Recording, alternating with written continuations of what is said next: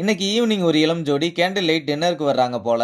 அதனால உத்தமனும் எப்படியெல்லாம் ஸ்பாட்டை ரெடி பண்ணணும்னு வெற்றிக்கு சொல்லி கொடுத்துட்டு, முக்கியமா ஃபுட்டை சர்வ் பண்ணிட்டு உடனே அங்கிருந்து கிளம்பிடணும்னு சொல்ல ஏன்னு கேட்டா, டேய் அது ரொமான்டிக் டின்னரு. அவங்க முத்தம் கொடுத்துக்கிட்டு இருக்கும்போது நீ பக்கத்துல நாக்க தொங்க போட்டுக்கிட்டு இருந்தா நல்லாவா இருக்கும்னு சொல்லிட்டு, ஐசு கிட்ட உங்க சார் மெனுவெல்லாம் கொடுத்தாரான்னு விசாரிக்க, அதெல்லாம் நாங்க பாத்துக்கிறோம் நீங்க உங்க வேலையை மட்டும் பாருங்கன்னு நோஸ் கட் பண்ணிவிட, அவனும் எதுவும் சொல்ல முடியாம அங்கிருந்து கிளம்புறான்.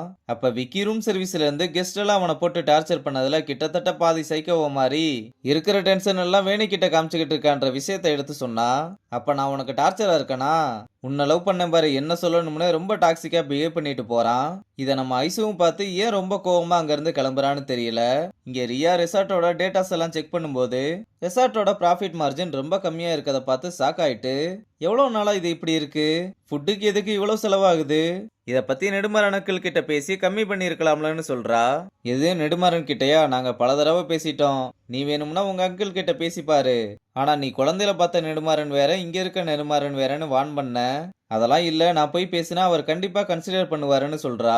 ராஜனும் அதெல்லாம் ஒண்ணு வேணாம், நானே உங்க அப்பா கிட்ட போய் பேசுறேன், நீ கொஞ்சம் பொறுமையா இருன்னு சொல்லும் போதே நெடுமாறன் அந்த பக்கம் போறத பார்த்து ராஜன் சொல்ல சொல்ல கேட்காம அவங்க கிட்ட வந்து, நம்ம ரெசார்ட்டோட ஃபுட் மெனுல இருக்க பிரைஸ் ரொம்ப அதிகமா இருக்கு, அதை கொஞ்சம் கன்சிடர் பண்ணா நல்லா இருக்கும்னு சொன்னதும், நீ சின்ன பொண்ணுடா, இந்த business number cash flow credit debit எல்லாமே உங்க அப்பாவோட பிரச்சனை.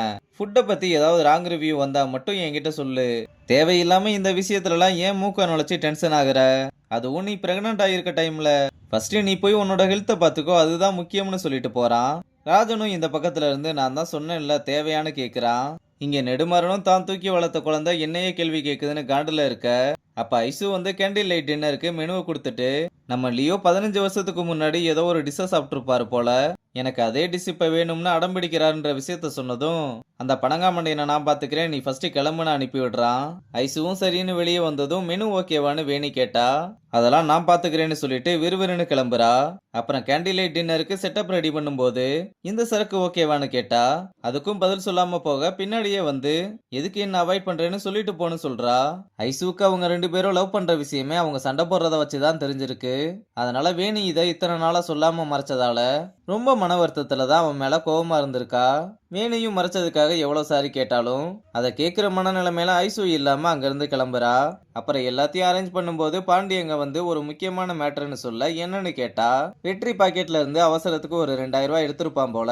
அப்புறம் அதை வைக்கலாம்னு வரும்போது வெற்றி அதை தேடிக்கிட்டு இருக்க, சுத்தி பசங்களா இருந்ததுனால அப்படியே வந்துட்டான்ற விஷயத்த சொல்லி ரொம்ப வருத்தப்பட்டு சாரி கேக்குறான். வெற்றியும் அதை பெருசா எடுத்துக்காம கேட்டிருந்தா நானே கொடுத்துருப்பேன்ல, உத்தமங்கிட்ட எல்லாமே ரெடி ஆயிடுச்சுன்னு சொல்லிட்டு கேக் எடுத்துடுவான்னு அனுப்பி விடுறான். ஆனா இது ஐசுவால ஏத்துக்க முடியாம பாண்டியால எப்படி இவ்வளவு கேவலமா பிஹேவ் பண்ண முடிஞ்சதுன்னு கேக்குறா. ஏங்க அவன் என் ஃப்ரெண்டுன்றதுனாலதான் அப்படி பண்ணான், மத்த யார்கிட்டயே அப்படி பண்றான்ல அவன் இல்ல, அவன் சொல்லாம எடுத்திருக்கான்னா கண்டிப்பா அதுக்கு ஒரு காரணம் இருக்கும். ஃப்ரெண்ட்ஸுக்குள்ள இப்படி சின்ன சின்ன விஷயத்துக்கெல்லாம் சண்டை போட்டா எப்படின்னு கேக்குறான். அப்புறம் வேணி தனியா உட்காந்து அழுதுகிட்டு இருக்கும்போது ஐசு வந்து என்கிட்ட ஏன் மறைச்சேன்னு மட்டும் சொல்லுன்னு கேக்குறா. அவளும் இந்த விஷயத்த ஐசு கிட்ட சொல்லிடலாம்னு சொன்னப்பலாம் விக்கி தான் இந்த விஷயம் வெளியே போனா நெடுமாறன் காதுக்கு போய் வேலையை விட்டு தூக்கிடுவாருன்னு தடுத்திருப்பான். இதையெல்லாம் சொல்லி ரொம்ப அழுதுகிட்டே சாரி கேட்க, சரி விடு உன் சைடு கேட்காம நானே ஒரு முடிவெடுத்ததுக்கு என்னையும் மன்னிச்சிருன்னு சாரி கேட்க ரெண்டு பேருமே சமாதானம் ஆகுறாங்க. அப்புறம் அந்த கப்பல்ஸ் ரெண்டு பேருமே கேண்டில் லைட் டின்னருக்கு வந்து கேக்கை கட் பண்ணி ரெண்டு பேருமே மாறி மாறி ஊட்டி விட்டு டின்னரை என்ஜாய் பண்ண, வெற்றியும் வளைச்சு வளைச்சு அதை போட்டோ எடுத்துக்கிட்டு இருக்கான். இந்த பக்கம் விக்கிக்கும் ஸ்ரீநிதிக்கும் வயிறெல்லாம் கதை கதைன்னு எரிஞ்சுக்கிட்டு இருக்கு. அப்புறம் டின்னர் முடிஞ்சதும் மிச்ச மீதி இருந்த சாப்பாடெல்லாம் நம்ம அக்கா கிட்ட கொடுக்கலாம்னு வீட்டுக்கு வந்து உள்ள போறதுக்கு முன்னாடி என்னடா சவுண்டு கேக்குதுன்னு பார்த்தா, ரம்யா தான் கிளாஸ்லயே அவ மட்டும்தான் ஃபீஸ் கட்டாம இருக்கிறதுனால நானே வேலைக்கு போய் ஃபீஸை கட்டிக்கிறேன், என்னால இதுக்கு மேல கிளாஸ்ல அவமானப்பட முடியாதுன்னு சண்டை போட்டுட்டு கோவமா அவளோட ஃப்ரெண்டு வீட்டுக்கு போறேன்னு வெளியே வந்தா. இதெல்லாம் கேட்டு நம்ம பையன் சோகமா இருக்கதை பார்த்துட்டு, நீ எதுக்கு இப்ப மூஞ்ச இப்படி வச்சிருக்க, விடு பாத்துக்கலாம், நான் என் ஃப்ரெண்டு வீட்டு வர போயிட்டு வரேன்னு சொல்லிட்டு கிளம்புறா. அப்புறம் அக்கா வந்ததும் சாப்பாடை கொடுத்து உள்ள டைனோசரை தவிர எல்லாமே இருக்கு என்ஜாய் பண்ணுன்னு சொல்றான்.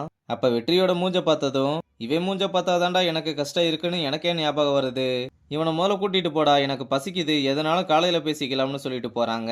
அப்புறம் வெற்றியும் அக்கா மனசுக்குள்ள அழுதுகிட்டு வெளியே நம்ம கிட்ட நடிக்குது, அது கிட்ட அடுத்த வேளை சாப்பாட்டுக்கு கூட காசு இருக்குமா என்னன்னு தெரியலன்னு கஷ்டப்படுறான். பாண்டியும் நீ ஒன்னும் ஃபீல் பண்ணாத, நம்மளால முடிஞ்ச அமௌண்ட்டை அப்பப்ப அனுப்பி விடலாம்னு சொல்றான். அப்புறம் வெற்றியும் நல்லா யோசிச்சு பார்த்துட்டு ரெசார்ட்டுக்குள்ள ஒரு கிச்சனை போட்டுடலாம்னு முடிவு பண்ண, இப்பதான்டா நீ என் வழிக்கே வந்திருக்க, நம்ம உள்ளவே சமைச்சு சீக்கிரட்டா கெஸ்ட்டுக்கெல்லாம் கொடுத்தா நம்ம பிசினஸ் சக்சஸ்ரா, நம்ம கிச்சனை நெடுமாறன் கிச்சனுக்கு ஆப்போசிட்டா சவால் விடுற மாதிரி பண்றோம்டா, இனி நீ தான் மாஸ்டர் செஃப்னு சொல்ல நம்ம பையலும் குசியில வீர நட போட்டு நடக்கிறதோட இந்த எபிசோட முடிச்சிருக்காங்க.